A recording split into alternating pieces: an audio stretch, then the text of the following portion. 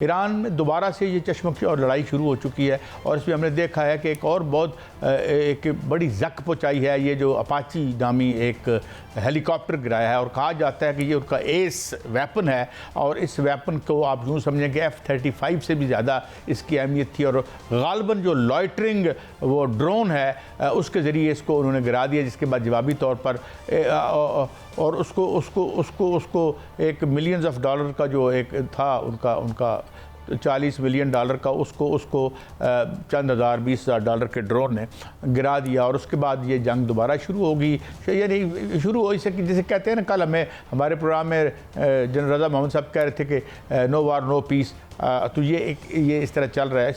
अब ईरान के अहदाफ बढ़ते चले जा रहे हैं। उर्दन में अमरीकी इंस्टॉलेशन पर उसने अटैक कर दिया है और इजराइल पर वो ऑलरेडी अटैक कर रहा है। तो और लेकिन इसके साथ मैं एक बात मियाँ साहब और भी अर्ज़ कर दूं कि फाइनेंशियल टाइम्स ने एक स्टोरी छापी है जिसमें उसने बड़े ख़तरनाक जो नताइज बरामद हो रहे हैं कि जो फूड के हवाले से इन्फ्लेशन आ रही है, जो उसने बताया है कि लोएस्ट एवर हैं ज़खायर तेल के जो रिज़र्व थे वो बिल्कुल ड्विंडल कर रहे हैं और जिसकी वजह से एक ऐसा यानी वक्त आ रहा है जैसे मैंने अर्ज़ किया था इससे पहले इस प्रोग्राम के प्लेटफॉर्म से हम आपको बताते रहे कि इसका 6 महीने बाद इसके असरात मुरतब होंगे जब आपके पास खाद नहीं बनेगी और जो अब हुरमुज़ अब भी कम व बेश बंद ही है। तो मियाँ साहब एक तो ये है कि ये अभी आप स्टोरी भी देख रहे हैं, Trump says US will hit Iran's very hard, take control of energy infrastructure. ये खाली खुली बातें हैं, ग्राउंड पे तो वो अपने बूट रख नहीं सकते क्योंकि वहाँ पर इतने बॉडी बैग उठाने पड़ेंगे कि रहे नाम अल्लाह का। तो मियाँ साहब तो ये जो दोबारा से तो ये काम शुरू हो गया और मुझे नहीं लगता कि ये ईरान भी नहीं मान रहा उनको टेबल पर एक फतह कागज़ पर लिख के दे दे और इसके बगैर ट्रम्प साहब जो है वो बेचारे खासे खज्जल ख्वार हो रहे हैं अफरतन अजीज़ में भी और ख़ुद और अहम बात उन्हें अब जिमी कार्टर से यानी ये समझ लें कि इसको गोरबाचोव कह रहे हैं। गोरबाचोव आखिरी सोवियत यूनियन का था और मैं एक और भी बात बता दूं, एक ये भी वाक़या हुआ था कि यही गोरबाचोव था जब ये इलेक्शन लड़ने के लिए एक इलेक्शन कैंपेन में था तो literally when he knocked a door and a woman came out, an elderly woman came out and spit on him. तो ये मैं गोरबाचोव की आपकी हालत बता रहा हूँ। तो अब मियाँ साहब ये मुझे लगता है कि एक तो ये क्राइसिस वर्ल्ड वाइड होगा, जो शॉर्टेजेस आ रही हैं तेल की, अगर इतनी बड़ी ताकतों के ज़खायर नीचे लोएस्ट स्टेप पे चले गए हैं तो ये और फिर ग़ज़ा की किल्लत, क्योंकि इस दफ़ा बहुत से मुल्कों में चावल वगैरह काश्त नहीं किया गया, तो ये तो ख़ासा एक ऐसा ऐद तुलू हो रहा है कि जिसमें हमें हुकूमतें बड़ी हुकूमतें हिलती नज़र आएंगी। मियाँ साहब देखिए कायद साहब, इसमें बहुत सी ब्रेकिंग न्यूज़ हैं क्योंकि जो ट्रंप का अभी बयान आया है कि जज़ीरा खर्क जो है उस पर कब्ज़ा करना चाहते हैं, आज रात बहुत बड़ा हमला करेंगे। बाकायदा अभी थोड़ी देर पहले उनका ये बयान आया और उन्होंने ये भी कहा कि जज़ीरा खर्क पर जो तेल के ज़खायर हैं और जो बुनियादी ढांचा है उस पर हम कब्ज़ा करना हमारी पहली तरजीह है, वो जंग को बंद करना नहीं चाहते। ये इस सतह पर ट्रंप क्यों आए हैं? इस सतह पर इस तरह इसलिए आए हैं और इस सतह पर बाकायदा तौर पर उनका जो नुकसान हुआ है वो मैं आपके सामने रखता हूँ कायद साहब के जो 2 दिन की जंग है वो बड़ी भयानक जंग हुई है। अमेरिका ने ईरान के जो इलाके हैं जिसमें कशम जजीरा है उस पर हमला किया, बंदर अब्बास पर हमला किया, मेहराबाद एयरपोर्ट पर हमला किया और इसके अलावा जस्क और मनाब और बोशेर का जो शहर है वहाँ पर हमला किया। वहाँ पर पानी के ज़खायर पर जो है वो बाकायदा तौर पर बम गिराए गए। ट्रंप कहते हैं कि $25 करोड़ का बम जो है वो वहाँ पर गिराए गए हैं पिछले 2 रातों में। लेकिन उसके मुकाबले में जो ईरान है उन्होंने कहाँ पर जवाबी वार किए हैं, उससे ट्रंप जो है उनकी जो मैं कहूँ अच्छा मियां साहब एक स्टोरी चल रही है पर पैर आया है, वो कहाँ किए हैं, वो बहरीन पर किए और एक स्टोरी चल रही है हमारी स्क्रीन पे।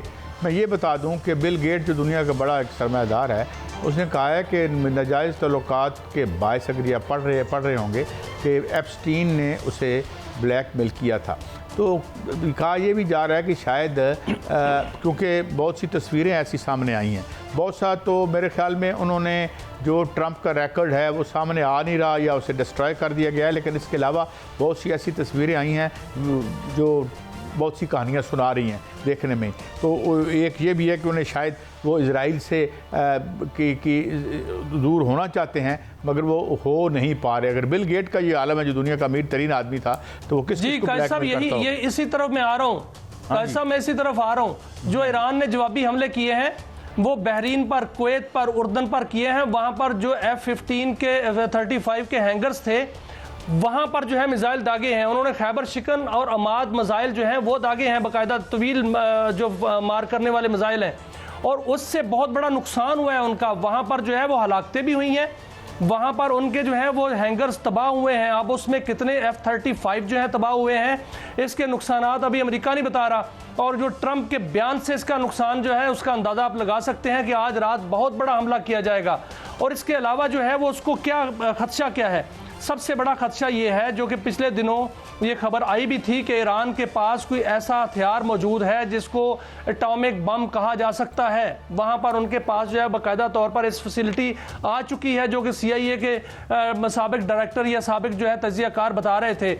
और ये बाकायदा तौर पर मुसलसल खबरें जो हैं वो आ रही हैं। इसमें कोई शक नहीं कि नेतान्याहू जो है वो ट्रंप को हिलने नहीं दे रहा, वो बाकायदा तौर पर इस जंग में उसको धकेलना चाह रहा है। और कौमी सलामती के जो मशीर हैं, बल्कि सरबराह हैं ईरान के, उन्होंने ये कह दिया है कि अगर जंग होती है अब तो ये सिर्फ इस खित्ते में नहीं रहेगी, ईरान में नहीं रहेगी, खलीज में नहीं रहेगी, खलीज से बढ़ जाएगी। इसका मतलब ये है कि वो जो सरप्राइज़ उनके पास है ईरान के पास वो इस्तेमाल करेंगे, और हो सकता है कि उनका सरप्राइज फिर वाशिंगटन पर जाए, न्यूयॉर्क पर जाए। साहब ये ताइवान वाली क्या स्टोरी है? वो जो है तेल अवीव जो है वो भी जो है तबाह हो सकता है, फिर डिमुना भी तबाह हो सकता है, हैफा पोर्ट भी तबाह हो सकती है, बेन गोरियन जो पोर्ट है वो भी तबाह हो सकती है। तो ये बाकायदा प्लानिंग ईरान भी कर चुका है। अमेरिका ने आज अगर हमला किया तो ये जंग बढ़ जाएगी। कैसा? अच्छा मियां साहब, ये कुछ मुल्कों के बारे में खबरें आ रही हैं कि वो तावान देने को तैयार हैं या दे रहे हैं, जो डैमेजेस हुए हैं, जो खत्ते के मुल्क हैं जो चाह रहे हैं कि ईरान उनको निशाना ना बनाए, क्योंकि अब हम जानते हैं कि बहुत ही उनके पास लो है जो इंटरसेप्टर हैं। तो वाकई इस खबर में कितनी सदाकत है? नाम ले रहे हैं मुल्कों का कि ये किसने 3 अरब या 2 अरब ऑफर किया है या दिया है मुबैना तौर पर। मियां साहब देखिए कायद साहब, अब बात यह है कि ईरान ने जो अब हमलों का सिलसिला महदूद किया है वो किया है बहरीन पर, उर्दन पर और कुवैत पर। पहले इससे पहले वो हमला कहाँ हो रहा था? UAE पर हो रहा था, सऊदी अरब पे हो रहा था, कतर पे हो रहा था। अब वहाँ पर हमले नहीं हो रहे। वहाँ पर दो मतलब है। एक तो ये कि वहाँ पर जो है अब अमेरिकी तनसीबात नहीं है, उन्होंने अमेरिका को जो है वहाँ से खैर बात कह दिया और कहा कि हमारी ज़मीन इस्तेमाल नहीं होगी, ना फ़िज़ा इस्तेमाल होगी, वहाँ से अमेरिकी कार्रवाइयाँ नहीं हो रही, इसलिए वहाँ पर बाकायदा तौर पर हमले रोक दिए गए हैं। दूसरा, उन्होंने उन मुल्कों ने ईरान के साथ बाकायदा तावन का जो है वो ऐलान किया है। आप देखें कतर और ईरान के मुज़ाकरात हो रहे हैं, ईरान के अंदर जो है वो ईरानी हुकाम कतर में मौजूद हैं, सऊदी अरब के साथ जो है रोज़ाना रब्ता होता है, UAE ने बाकायदा तौर पर जो है बयान दिया है। तो ये मुल्क जो है ये वाक़तन अज़ाला जो है वो करना चाह रहे हैं, और क्योंकि इस्लामी बरादर मुल्क भी है, नुकसान भी हुआ है, इसमें कोई शक नहीं, लेकिन एक खैर सगाली का जो है वो फ़ज़ा भी कायम करना चाह रहे हैं। उर्दन जो है वहाँ पर बाकायदा तौर पर अमरीकी अड्डे इस वक्त मौजूद हैं, वहाँ पर हमले हो रहे हैं, वहाँ पर उनके हैंगर्स तबाह हो रहे हैं। वहाँ पर कुवैत में उनका 5th फ्लीट जो है उस पर हमला हुआ है, बहरीन में उनका जो है वो अड्डे जो है वहाँ पर हमले हुए हैं, और उनका जो अपाची हेलीकॉप्टर हम बात कर रहे हैं वो हेलीकॉप्टर जो तबाह किया गया है उसमें बहुत बड़ा नुकसान हुआ है उनका, और उनका ड्रोन HQ-9 जो है वहाँ पर गिराया गया है। इसके अलावा वहाँ पर जो है वो जो अभी ट्रंप कह रहे थे कि फ़ज़ा में त्यारे जो हैं वो उड़ रहे हैं, ईरानी बेखबर हैं, ईरानी बेखबर नहीं है, उन्होंने बाकायदा तौर पर उनका सुराग लगा लिया। हो सकता है कि आज रात अगर वो हमला करते हैं तो वहाँ पर एक ऐसा सरप्राइज़ मिले कि अमेरिका के बहुत से त्यारे जो हैं वो ज़मीन दोज़ हो जाएं, वहाँ तबाह ना हो जाएं। ये भी खबरें आ रही हैं। और ये भी खबरें आ रही हैं कि शायद ईरान को जो रूस की जानिब से और चीन की जानिब से इमदाद मिली थी उसमें बहुत से जो है सरप्राइजेस हैं, और जो खबरें आ रही थी कि वहाँ से कोई ऐसी कैपेबिलिटी भी मिली है शुमाली कोरिया से, वो असल में दरअसल ईरान को मजबूत किए हुए है। और ईरान इस वक्त जो है वो बाकायदा मजबूत बुनियादों पर मजबूत जो है वो इक़दाम के साथ खड़ा है। और ईरान के जानिब से ये बयानात आ रहे हैं कि अगर ये जंग बढ़ती है तो इस खित्ते में नहीं रहेगी, जंग जो है वो खित्ते से पार हो जाएगी और हो सकता है कि वो अमेरिका तक चली जाए।